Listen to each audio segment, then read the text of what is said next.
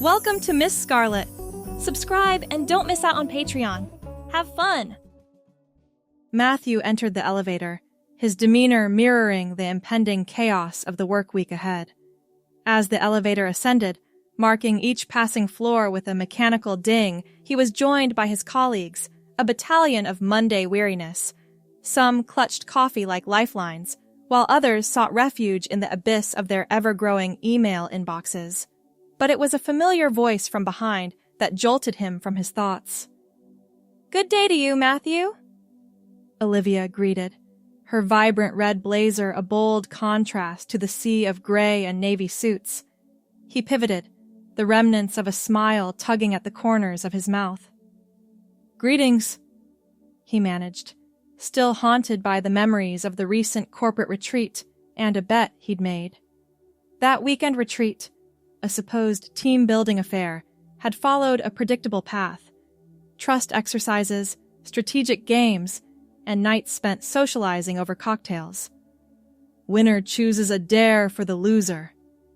4 hands later, Matthew stared in disbelief at the full house Rebecca revealed, beating his 3 of a kind.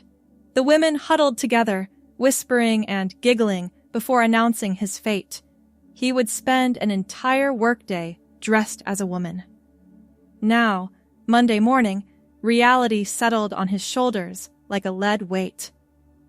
"Ready for Wednesday?" Olivia asked as they exited the elevator together. "Can't we just forget about it?" he attempted, adjusting his blue tie nervously. "A bet's a bet, Matthew," she replied firmly. "We've already gathered everything you'll need. Rebecca's bringing the outfit, I'm handling makeup, and Diane's got accessories covered." The prospect made his stomach churn. "This stays in the office, right? No social media, no photos?" "Of course," Olivia nodded. "It's just a bit of harmless fun." The next 2 days passed in nervous anticipation. Colleagues who had witnessed the bet at the retreat gave him knowing smiles, while others remained oblivious to what was coming. By Tuesday evening, Matthew barely slept, wondering how he would navigate an entire day in women's clothing when he'd never even tried on a pair of heels. Wednesday arrived like an execution date. He entered the office early, wearing his usual dark gray suit and white button-down shirt, hoping to delay the inevitable. The clock struck 8:30 when Olivia appeared at his cubicle, coffee in hand. "Time to transform you," she said cheerfully. "Conference room B is ready." Matthew followed her down the hallway, passing curious glances from early arrivals. Inside the conference room, Rebecca and Diane had laid out an assortment of clothing, makeup, and hair products across the table. The blinds were drawn for privacy. "You can't be serious," he muttered, eyeing the pink silk blouse, black pencil skirt, and nude pumps arranged neatly on the table. "Completely serious," Rebecca replied, holding up the blouse. "We figured you're about Diane's size, so most of this is from her closet." Diane nodded. "The shoes might be a squeeze, but we got you a size 11 women's." For the next 45 minutes, the 3 women worked their magic. Matthew changed into the outfit behind a makeshift screen they'd created with a presentation board. The blouse felt cool and slippery against his skin, the pencil skirt hugging his hips in a way that made movement restricted and deliberate. The pantyhose they insisted on were the strangest sensation, compressing, yet somehow exposing. "These heels are torture devices," he complained, wobbling as he emerged. "You'll get used to them," Diane assured him. "Small steps, heel to toe." Olivia tackled his face next, applying foundation, concealer, and powder. "You actually have great skin," she commented, working with concentration. She added a subtle smoky eye, mascara, and rose-colored lipstick. "The finishing touch," Rebecca announced, producing a blonde wig from a shopping bag. The hair fell in soft waves past his shoulders, completely transforming his appearance as they secured it in place. When they finally turned him toward the full-length mirror they'd brought in, Matthew froze. Staring back wasn't himself, but a stranger, a woman with delicate features, blonde hair catching the light, and an outfit that created curves where there had been none. "We need a name for you," Diane mused. "You can't be Matthew today." "Myla," Olivia suggested. "It's close enough to your real name that you might actually respond when someone calls you." "Myla it is," Rebecca agreed. "Now, let's introduce Myla to the office." The walk from the conference room to the main office area felt eternal. Each step in the heels required concentration, his ankles wobbling precariously. The skirt restricted his stride, forcing smaller, more deliberate movements. By the time they reached the open workspace, Matthew, now Myla, had adopted a different posture entirely, shoulders back, steps measured, hips swaying slightly with each movement. The reactions varied from shock to amusement to supportive cheers. Frank from accounting did a dramatic double-take, coffee sloshing over his mug. The department head, Mrs. Keller, raised an eyebrow, but said nothing, returning to her office with just the hint of a smile. "You'll be spending the day as my assistant," Olivia announced, guiding him to a desk near the creative team. "Your regular work can wait a day." Throughout the morning, Myla struggled with the most basic tasks. Taking notes during a meeting became an exercise in coordination, balancing the unfamiliar weight of the wig, maintaining proper posture in the restrictive clothing, and managing the constant awareness of how different his body felt. Yet there was something else emerging, too, a strange satisfaction in how completely he'd transformed, in how different people's interactions with him had become. "Could you grab these copies for me, Myla?" Olivia asked, during a department briefing, handing over a stack of papers. Walking to the front of the room, he felt all eyes follow his movement. Instead of the nervous embarrassment he'd expected, a curious confidence bloomed. His voice, when he spoke, came out softer and more measured than his usual clipped tones. "These are the quarterly projections," he explained, distributing the papers. "The highlighted sections show our growth areas." By lunchtime, he had mastered the basic heel-to-toe walk that Diane had demonstrated. The marketing team invited him to join them in the break room, treating him exactly as they would any female colleague. "That shade of pink really brings out your complexion," Rebecca commented, seemingly sincere. "Thanks," Myla replied, automatically tucking a strand of blonde hair behind one ear, a gesture he'd observed countless women make, but had never performed himself. The afternoon brought a client meeting that couldn't be rescheduled. Mrs. Keller pulled Olivia aside beforehand. "Is Myla going to be present? The client is rather conservative." "Actually," Olivia responded, glancing toward where Myla sat comfortably typing at her desk. "She's been handling the social media analytics for this account. Her insights would be valuable." Mrs. Keller studied Myla for a moment, then nodded. "As long as the presentation is solid, I don't care if she comes in wearing a spacesuit." The meeting proceeded without incident. In fact, Myla found that speaking in a softer, more deliberate tone actually commanded attention in a way Matthew's sometimes too aggressive approach didn't. The clients listened carefully to her analysis, asking thoughtful questions rather than immediately challenging her points.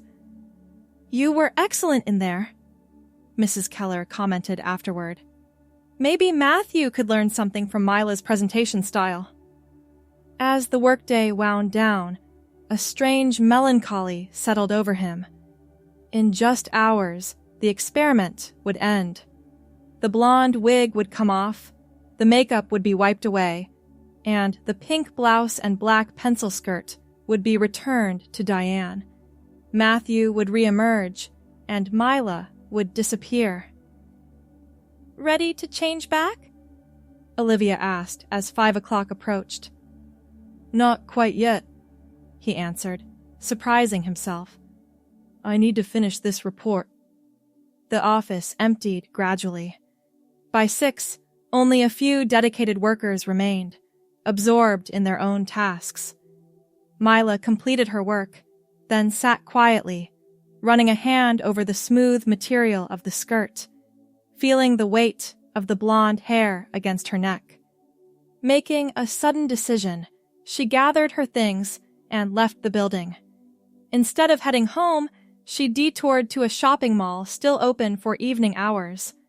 Heart racing, she entered a women's clothing store, browsing hesitantly at first, then with growing confidence. "Can I help you find something?" a store associate asked. "Yes," Myla replied softly.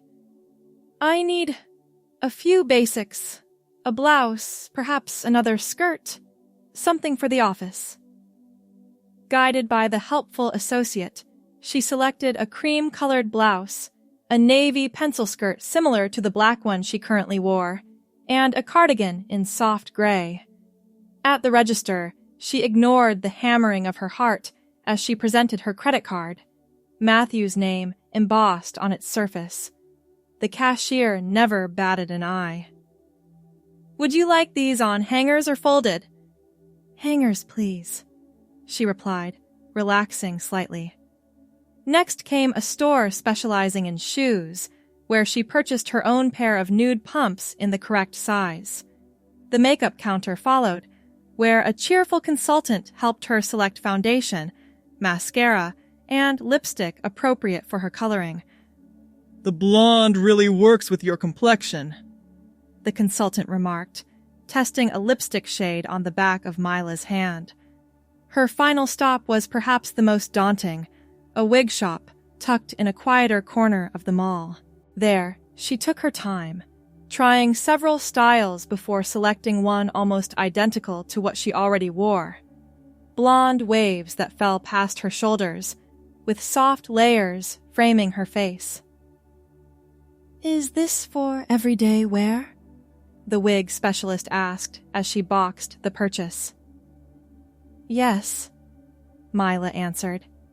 "Every day." Returning home to the apartment where Matthew had lived alone for 3 years felt like entering a stranger's space. She set her purchases carefully on the bed, then stood before the bathroom mirror, studying the person reflected there.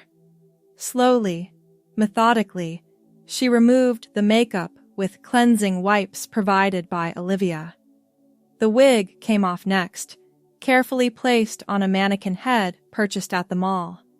She changed out of the borrowed clothes, folding them neatly to return to Diane. Standing there in just undergarments, the transformation reversed. Matthew looked at himself, but all he could see was the absence of Myla. Something had awakened, something that couldn't simply be wiped away with the makeup. That night, he made a decision. Thursday morning, he called in sick. Friday, too. The weekend passed in a flurry of online research, more shopping, and practice. Endless practice walking in heels across his apartment, applying makeup, styling the blonde wig until it looked natural. Monday arrived. The alarm blared at 6:30. Rising from bed, he showered, shaved meticulously, and began the transformation. Foundation, concealer, subtle eyeshadow, mascara, the rose lipstick, the blonde wig, secured comfortably after multiple adjustments over the weekend. The cream blouse, purchased that first evening, paired with the navy pencil skirt. The nude pumps, now broken in from hours of practice. Studying the final result in the mirror, she took a deep breath. Myla looked back, confident and ready. The office fell silent when she walked in, blonde hair catching the morning light, movement fluid now in the heels that had caused such struggle just days before. Olivia approached first, coffee in hand and confusion on her face. "Matthew? The bet was just for one day." "It's Myla now," she replied, voice soft but certain. "Not just for a day." Word spread quickly. Some colleagues avoided eye contact, unsure how to react. Others approached with curiosity or support. Mrs. Keller called her into the office mid-morning. "This isn't a continuation of the joke?" she asked directly. "No," Myla answered. "This is who I am now." Mrs. Keller nodded thoughtfully. "Your work performance is what matters to me. There will be an adjustment period for everyone, some paperwork for HR.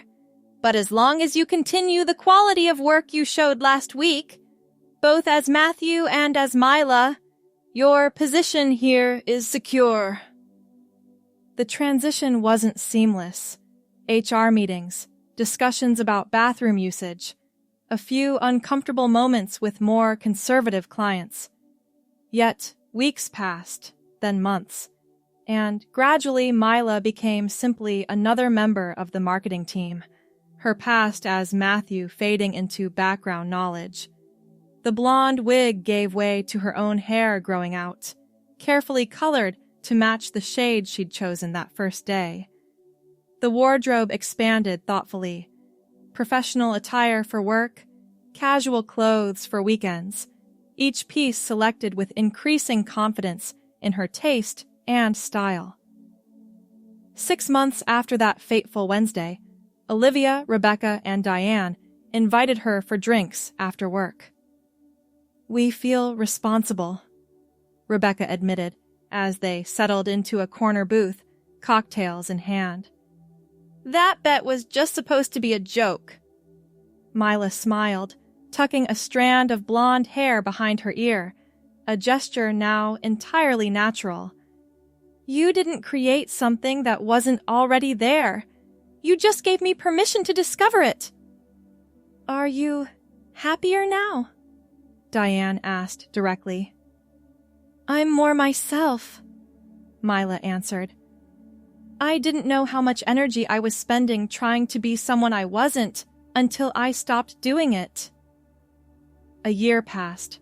Myla received a promotion to senior creative strategist, her presentation skills and analytical mind proving a powerful combination. Her confidence grew steadily, in meetings, in client presentations, in daily interactions that once would have terrified her. The anniversary of her transformation approached. She considered how to market, eventually deciding on a dinner with the 3 women who had unwittingly changed her life. They met at an upscale restaurant downtown, the same 3 who had helped transform Matthew into Myla that Wednesday morning. "To Myla," Olivia toasted, raising her wine glass. "And to lost bets that turn into found lives." Later that evening, walking home in comfortable low heels, blonde hair lifted slightly by the evening breeze, Myla reflected on the journey. The pink blouse and black pencil skirt from that first day had long since been returned to Diane, replaced by clothing that truly felt like her own. The borrowed heels had given way to shoes that fit perfectly. The hastily applied makeup had evolved into a skilled daily routine. What remained unchanged was the feeling she'd discovered that very first day, the profound rightness of moving through the world as her authentic self. What had begun as a humiliating forfeit had revealed a truth she might never have discovered otherwise. Reaching her apartment, redecorated months ago to reflect her new aesthetic, she opened the door to the space that now truly felt like home. On her bookshelf sat a small memento, the playing cards from that fateful poker game, preserved in a frame with a simple inscription, "Sometimes losing is the only way to win." In her bedroom closet, the gray suit Matthew had worn that final Monday morning remained, lone relic of a past life. She hadn't had the heart to donate it, keeping it as a reminder of the journey. Next to it hung rows of blouses, skirts, dresses, each selected with care. The cream blouse and navy skirt from her first independent shopping trip now positioned prominently among them. Her phone chimed with a message from a dating app she'd recently joined. After a year of focusing entirely on her transition and career, she had finally felt ready to consider meeting someone. The prospect both terrified and exhilarated her. The message was from Thomas, an architect she'd been chatting with for 2 weeks. They had plans for dinner tomorrow night, her first date as Myla. Another step forward, another new experience. She replied to his message, confirming their reservation, then set the phone aside. Tomorrow would bring new challenges, but she would face them as she had faced everything since that Wednesday morning, as her true self. Standing before her mirror, blonde hair framing her face, wearing comfortable loungewear after a long day, Myla smiled at her reflection. The woman looking back was no longer a costume or a character, but simply herself. Complex, evolving, authentic. The bet had been just one day. Her truth would be forever. 18 months after her transformation, Myla found herself preparing for an industry conference, her first as a presenter. Standing in her apartment, she surveyed the outfit laid out on her bed, a tailored navy blazer, cream silk shell, and matching navy pants. Professional, polished, and completely her. The invitation to speak had come after a successful marketing campaign she'd spearheaded, one that had earned the company significant attention. Mrs. Keller, now Amanda since they'd become something like friends, had suggested Myla represent the firm. "Your presentation skills are exceptional," she'd said. "You have a way of commanding attention while making everyone feel included." Myla recognized this quality in herself now. The confidence she projected wasn't the sometimes aggressive assertiveness that Matthew had forced. It was something more authentic, a calm self-assurance born of finally being comfortable in her own skin. Her phone rang, Olivia calling to wish her luck. "Nervous?" Olivia asked. "A little," Myla admitted, running a hand through her blonde hair, now grown long enough to style in various ways. Today she would wear it straight and sleek, professional for the presentation. "You'll be amazing," Olivia assured her. "Remember how you handled the Westridge client when they visited? You had the entire room hanging on your every word." After ending the call, Myla continued preparing. Her makeup routine had become second nature. Foundation applied evenly, eye makeup subtle but enhancing, lipstick in a natural rose shade that had become her signature. No more borrowed cosmetics or hasty applications. Every product had been carefully selected to suit her coloring and style. The conference center bustled with activity when she arrived. Checking in at registration, she received her presenter badge. Myla Watson, Westfield Marketing, printed clearly beneath the conference logo. No trace remained of Matthew's name, the legal change having been completed nearly a year ago. Finding her assigned room, she set up her presentation, testing the projector and reviewing her notes one final time. Attendees began filtering in, marketing professionals from across the industry taking seats throughout the room. As she waited to begin, a memory surfaced. That first walk from the conference room to the main office area. Each step in unfamiliar heels requiring intense concentration. The strange sensation of the pencil skirt restricting movement. The weight of everyone's eyes following her progress. How different things were now, standing comfortably in her heels, movements natural and unforced. "Good morning, everyone," she began when the room had filled. I'm Myla Watson from Westfield Marketing, and today we'll be discussing integrated approaches to digital campaigns across multiple platforms. Her voice carried confidently, the presentation flowing smoothly as she moved through her carefully prepared slides. The audience engaged, asking thoughtful questions that she answered with expertise.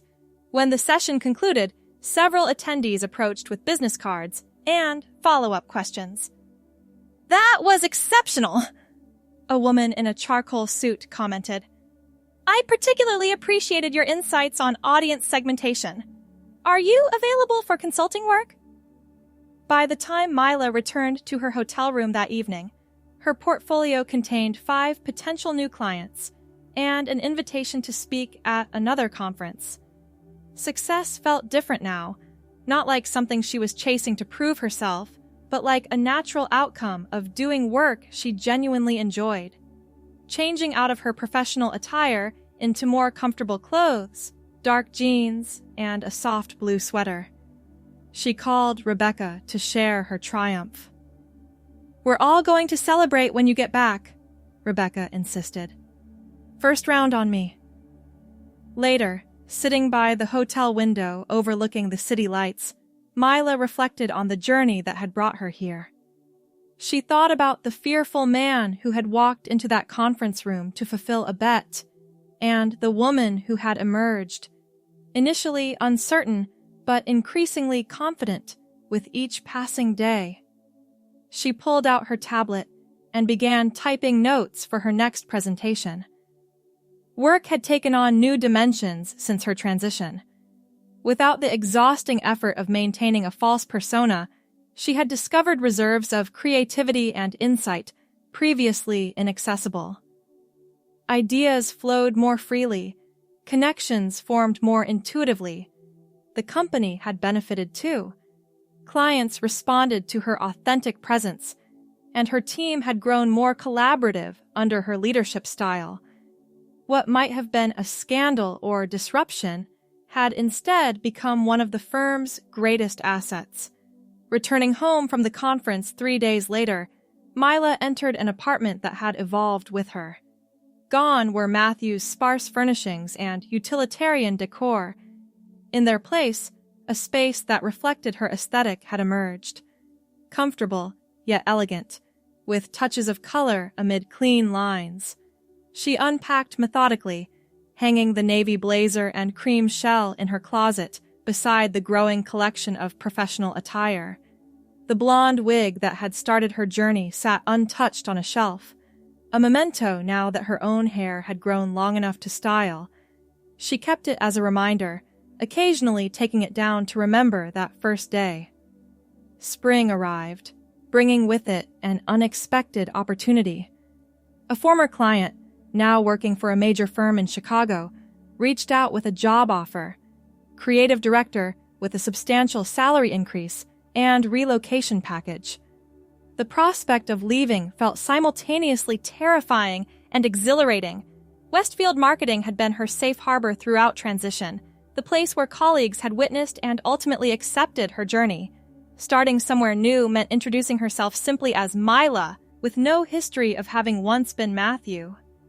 She discussed the opportunity with Amanda over lunch. "I'd hate to lose you," Amanda admitted, stirring her iced tea thoughtfully. "But this is an exceptional opportunity, and you've more than earned it." "I'm nervous about starting fresh," Myla confessed. "Here, everyone knows my story. There, I'd just be yourself," Amanda finished for her. "Isn't that what you've been working toward?" The question resonated. Indeed, wasn't the ability to simply be herself, without explanation or history, exactly what she'd been building toward these past 2 years? That evening, she accepted the offer. The following weeks became a whirlwind of preparations. Apartment hunting in Chicago via virtual tours, wrapping up projects at Westfield, packing her belongings. Her last day arrived with unexpected emotion. The marketing team organized a farewell gathering, complete with cake and heartfelt speeches. Olivia, Rebecca, and Diane presented her with a parting gift, a custom leather portfolio embossed with her initials. "For your new beginning," Olivia explained, hugging her tightly. "You three started all of this," Myla said, emotion catching in her throat. "That ridiculous bet changed everything." "We just provided the setting," Rebecca replied. "You did the real work." Diane nodded in agreement. "Who would have thought our little prank would lead to this?" 2 weeks later, Myla arrived in Chicago. Her new apartment, a bright space with views of the lake, felt like a clean slate. As she unpacked, placing familiar items in new locations, she experienced a profound sense of rightness. The blonde hair she now called her own caught the morning light streaming through uncovered windows as she moved methodically through the rooms. Monday morning arrived clear and cool. She dressed carefully in a charcoal pencil skirt, burgundy blouse, and the black blazer that had become something of a power piece in her wardrobe. Her blonde hair fell in soft waves past her shoulders, professionally colored just before leaving to ensure it looked its best. The new office occupied 3 floors of a sleek downtown building. Stepping into the elevator, Myla took a deep breath, centering herself. This moment represented everything she had worked toward, the chance to be known simply as herself, without prehistory. "You must be Myla," the receptionist greeted warmly when she stepped onto the executive floor. "Everyone's excited to meet you. Let me show you to your office." Following the woman down a hallway lined with glass-walled offices, Myla absorbed details of her new environment.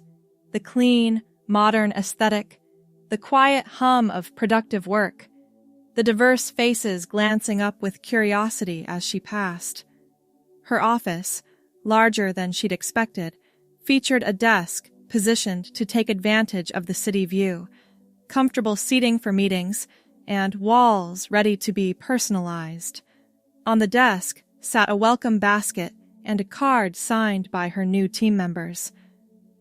"The morning meeting starts in 20 minutes, the receptionist explained. "The team will gather in the main conference room to welcome you." Alone in her new space, Myla took a moment to ground herself.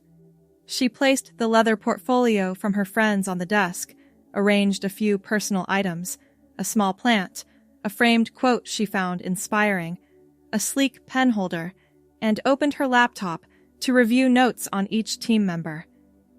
When she entered the conference room 20 minutes later, 12 faces turned toward her expectantly. Moving with practiced confidence in her heels, she took her place at the head of the table, blonde hair catching the light from the floor-to-ceiling windows. "Good morning, everyone," she began, her voice carrying clearly through the space. "I'm Myla Watson, and I'm thrilled to be joining you as creative director." No explanations, no history, no clarifications. Just Myla. Accomplished, confident, and finally, completely herself. The meeting proceeded smoothly, introductions flowing into discussions of ongoing projects. Her new team responded positively to her collaborative approach, offering insights and asking thoughtful questions. By the time they dispersed to their respective tasks, a sense of optimism permeated the group. That evening, returning to her apartment, Myla kicked off her heels with a contented sigh. The day had unfolded better than she could have hoped. Opening her laptop, she composed emails to Olivia, Rebecca, and Diane, sharing details of her successful first day. Before closing the computer, she opened a document she'd been maintaining since the beginning, a journal of her journey. Today's entry would mark another milestone. The first day of being known only as who she truly was, with no shadows of the past following her. As she typed, she reflected on the strange sequence of events that had led her here. A casual game of poker, a reckless bet, a Wednesday morning transformation that was supposed to last just hours but had instead revealed a lifetime of truth. The blonde hair that had once been a wig now grew naturally from her head, colored to match what had first been borrowed. The walk that had once required concentration now flowed naturally. The voice that had been consciously modulated now spoke with authentic feminine tones. Closing the journal, she moved to the window, looking out at the Chicago skyline illuminated against the night sky. New city, new job, new beginning, but the same truth that had been revealed that Wednesday morning, when 3 women had unwittingly helped her discover who she had always been meant to be. The bet had changed everything, but it hadn't created Myla. It had simply revealed her. And now, finally, she was free to simply be.